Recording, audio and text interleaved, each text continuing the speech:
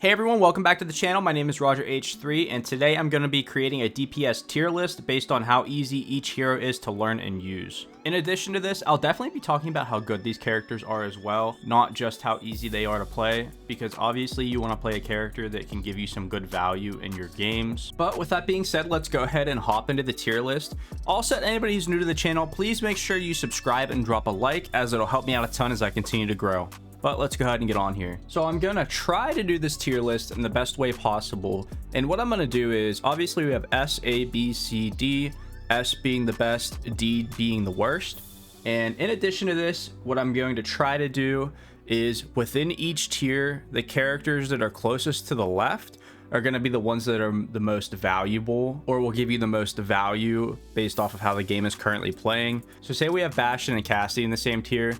If I think Bastion will give somebody more value than Cassidy will, I'll put Bastion towards the left. That doesn't mean he's easier to play than Cassidy, but that means that in general, he's just going to get more value in a game for the average person than a Cassidy will. So let's go ahead and get on with the rankings. So first up here, we have Bastion.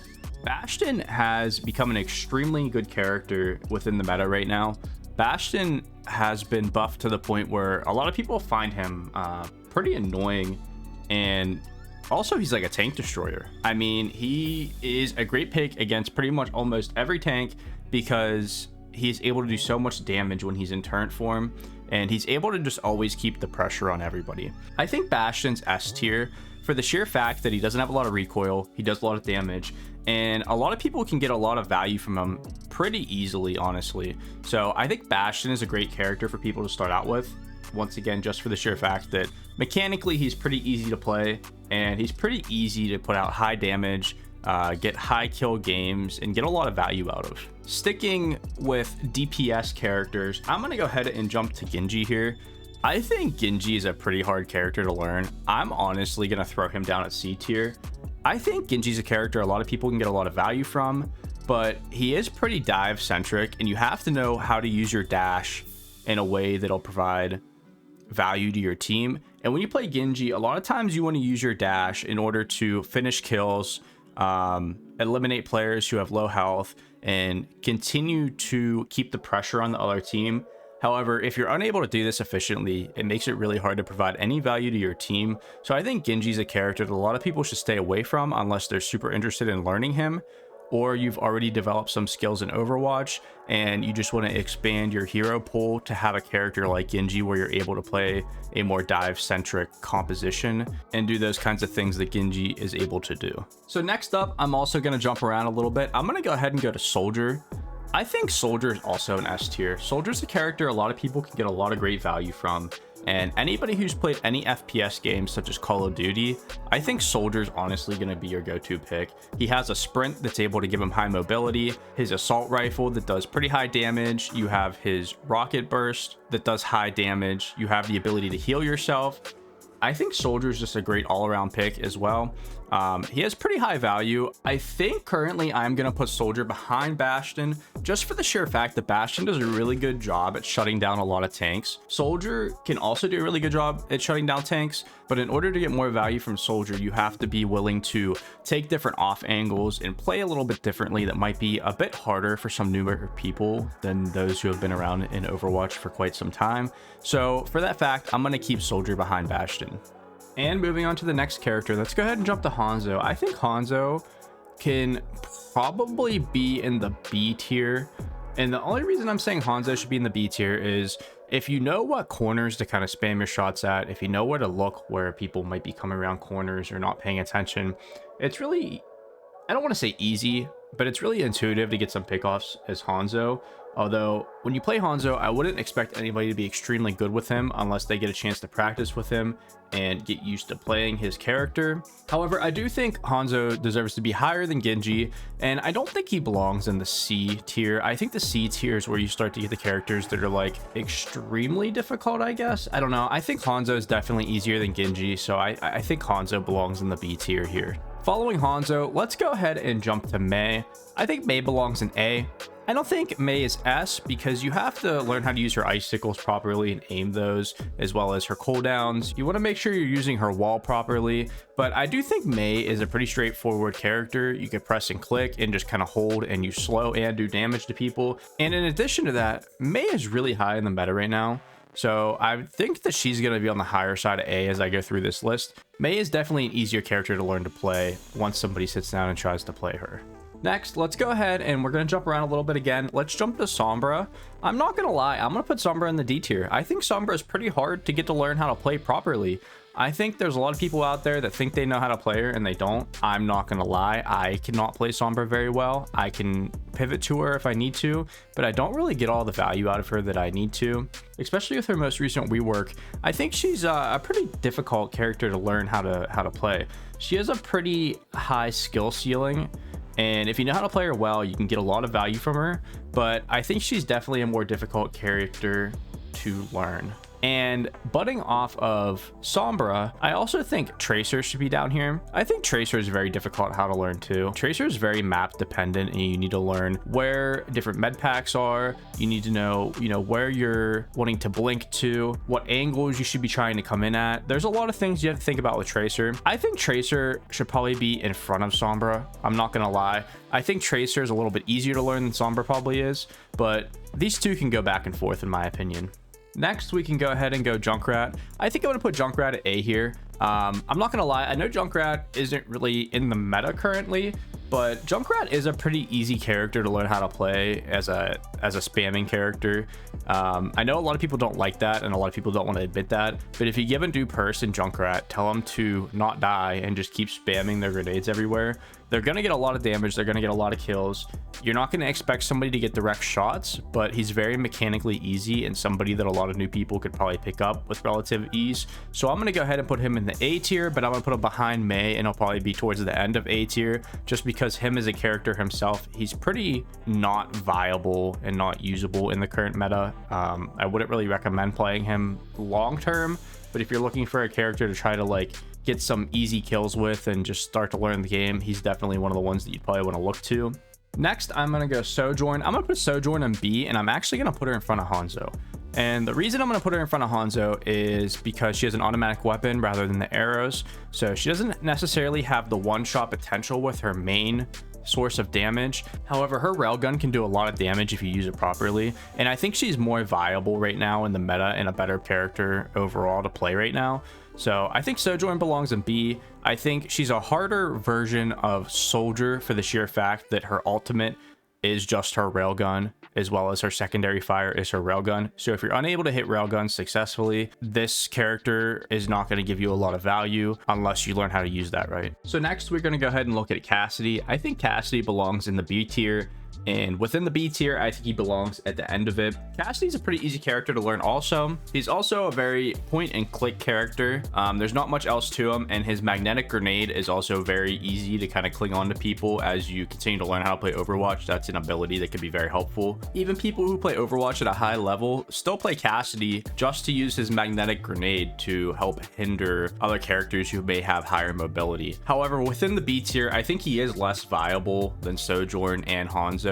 Cassidy is a very, I would say, mid character. He's not very high in the meta right now. He can still get good value if you know how to use him right, but he's not a character that you probably want to have as your main unless you're extremely good at him. Following Cassidy, we can go ahead and jump to Torb. I think Torb should be an A, and I'm gonna put him behind Mei and in front of Junkrat. So Torb can be a character that people find pretty easy to learn. I personally find him semi-difficult to be extremely good at because you do have to shoot a projectile, which is something that doesn't necessarily shoot on a straight line. It arcs as you shoot it, so it can be kind of hard to aim and get headshots with, but he does have a shotgun burst as his secondary fire, and then he also has a turret that can get you some pretty good value, especially as a new player. If you struggle with trying to aim, it's able to add some pressure on the other team and also prevent them from having as many people try to flank your team. Within the meta, I think Torb does belong behind Mei, but in front of Junkrat. As I mentioned before, Junkrat is not really in the meta right now. He's not really a good, viable play, but Mei is extremely high in the meta. So I think Torb kind of fits right in between there. And as I mentioned, Torb can be a relatively easy character to pick up. He is also point and click, but he's a character you probably want to try to get more headshots with, but body shots are also still good. And you kind of want to spam corners and stuff, kind of the same idea as Hanzo, but you don't have to worry about pulling back the bow, and you can be a little bit less mechanically sound and still have a good outcome when you play Torb. Next up, I'm gonna go ahead and make a jump to Ashe. I actually mained Ashe when I first started playing Overwatch, and I found her a really fun character to play. However, when I first started playing Overwatch, I only played on console and I did not play on PC. So on PC, I find Ashe actually pretty difficult to play because my aim is still not so good on PC, but it is very good on console. So I think I'm going to put Ashe in the B tier, and I'm actually going to put her in front of Hanzo, but behind Sojourn. And the reason I'm going to put Ashe in this place is I think she is better than Hanzo. I think she's a bit easier to use. You don't have to worry about the time that it takes for Hanzo to pull back the bow. Ashe just kind of aims, you point and click. You have your coach gun to get you up on high ground. Hanzo also has the ability to get up on high ground, but his is more of a climbing feature, so he can climb walls. With Ashe's coach gun, you can actually use it to create some separation if somebody dives on you as well. If a diva dives on you and doesn't put up her matrix, you're able to coach gun her, and you can kind of push her back and push yourself away from her at the same time, which creates more space. Her dynamite gets you some free value if you know how to use it properly. Hitting a good dynamite really builds up a lot of ult charge. Her ult, I think, is better than Hanzo's. Bob is just really overpowered, especially if you know how to use him right and put him in the right places. However, I do think she probably should be behind Sojourn, since once again, Sojourn has an automatic weapon that doesn't have a ton of recoil. She has her rail that does have a one-hit potential, but it's not as high as maybe Hanzo, but her rail can still be very deadly. I think the one key separator that separates Sojourn and Ashe, that puts Ashe behind Sojourn for me, is the mobility. Sojourn has a lot more mobility than Ashe, and I feel like Sojourn has a bit more survivability than Ashe, which makes her a little bit more prevalent in the current meta. Next up, I am going to go to Pharah. I think Pharah belongs in C, but she's going to go in front of Genji. I think Pharah belongs in C because she could be a character that could be tough to get good value from unless you're having a Mercy pocket you. But I do think Pharah might be a little bit better in the meta than Genji. However, Pharah is more dependent on how good you are with the character and if you have a Mercy pocket. If you don't have either of these two, like if you're really bad with Pharah and you don't have a Mercy pocket, then Genji is probably a better pick in the current meta. But Pharah can be a character that can actually dominate lobbies, especially if you're extremely good, and you can hit a lot of direct hits. But she is a character that is pretty difficult to learn and pretty difficult to play well. I think she's easier to play on PC than she is on console, because on console it's somewhat hard to click enough buttons to fly and aim and turn all at the same time, where on PC it's a little bit easier unless you have a pro controller on console, which will make doing as many things easier. But I think Pharah is not necessarily a character that people should try to go directly towards to play. I think she is a bit easier to learn probably than Tracer and Sombra, unless you already have an idea of how to play dive-centric characters. Next, I'm going to go ahead and go to Reaper, and I'm actually going to put him in B tier, and I think I am going to put him in front of Cassidy. That might be a hot take. I think Reaper is a relatively easy character to learn. You have to understand how to use your cooldowns, how to use Fade, and how to use your teleport. But if you're able to use your Fade to get out of bad situations and you're able to figure out kind of how to take good flank routes, he's pretty easy to play. His shotguns do a lot of damage. They're a lot easier to aim than what Tracer and Sombra's attacks are. He has a really high survivability. He has his life steal that can give him health as he does damage. But I think in terms of the meta, he is in front of Cassidy because I think he has a little bit more survivability and he's a little bit easier to play. But I don't think he's super high in the meta right now. He's another niche character that a lot of people don't really play right now, but I think he can get good value if somebody knows how to play him properly. Next, we can go ahead and go to Echo. I think Echo is also C, but I think we can put her in front of Pharah. And the reason being is I think Echo has a little bit more use case than Pharah does. Pharah really only has her rockets and that's it. Echo has a few different abilities that she can use and do damage with.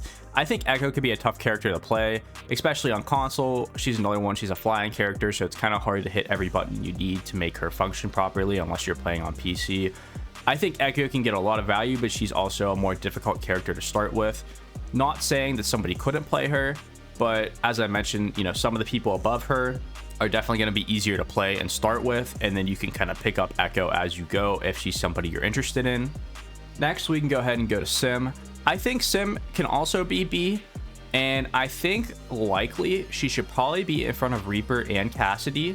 I think Sim could be a character that could be semi-difficult to pick up, but at the same time, I think she can be relatively easy, if that makes any sense. Her main point of damage is a solid beam that she puts out from her weapon. If you put it on shields or if you do damage, it'll continue to get stronger. Actually, if you put it on shields, it'll also heal you. It'll heal up your armor. So she's a pretty viable character, but she's kind of pretty situational.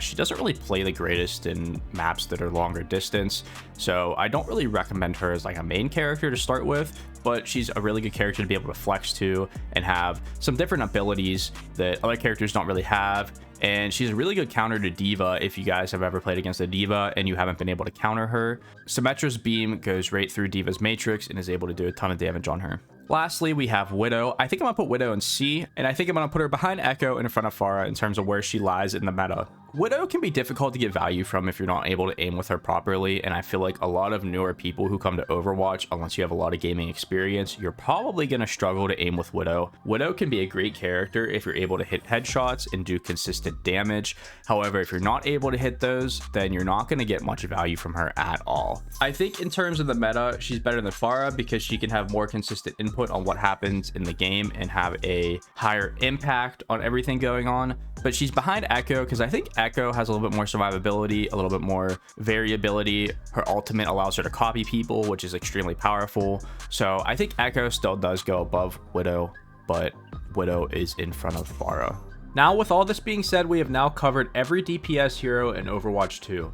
As you guys see on the screen, I have the full tier list here so you guys can see where each character ranks amongst all of them. I would definitely love to hear what you all think. Please make sure you drop in the comments if you think this tier list is reasonable, if you guys disagree and think certain characters should be moved across the tier list. Maybe some should be in A, who you think are in D or C. Maybe you think some that are in A should be in D or C. Additionally, once again, if you guys have made it this far, please make sure you subscribe to the channel and drop a like. I appreciate it greatly. And if you're interested, you can also find the Discord link in the description of this video and on my YouTube channel header, where we can continue to have conversations about all things Overwatch and any other games you guys are interested in chatting about. Thank you all once again, and we'll chat later.